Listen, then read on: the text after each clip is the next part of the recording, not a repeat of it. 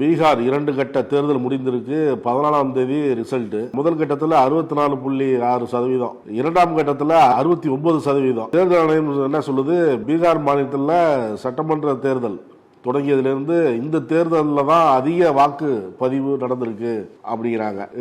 இது எப்படி பாக்குறீங்க? எஸ்ஐஆர்லாம் நடத்துறதுக்கு அப்புறம் பல்வேறு போராட்டங்கள், பல்வேறு விமர்சனங்கள் எல்லாம் தேர்தல் ஆணையம் மேல வச்சாங்க. அதுக்கப்புறம் நடந்த தேர்தல், இதுல வாக்கு சதவீதம் கூடியிருக்கு.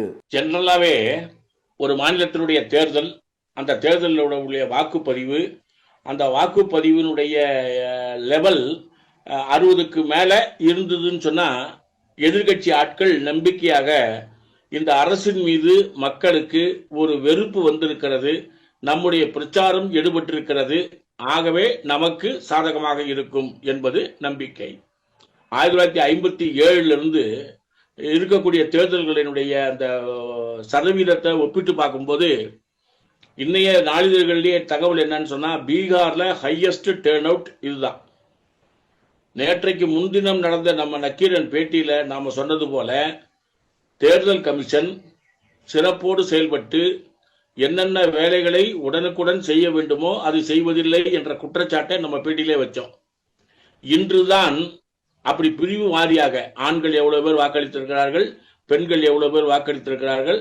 நீங்க கேள்வியில கேட்ட மாதிரி பாத்தீங்கன்னா 64.6 அது முதல் கட்டத்தில் 6ஆம் தேதி.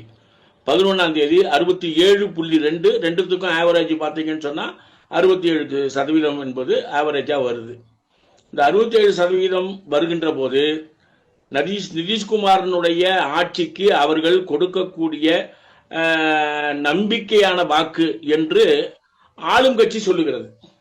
ஆனா ஆளும் கட்சியினுடைய தொனி கம்மியா இருக்கு, தேஜஸ்வி யாதவனுடைய தொனி கொஞ்சம் அதிகமா இருக்கு.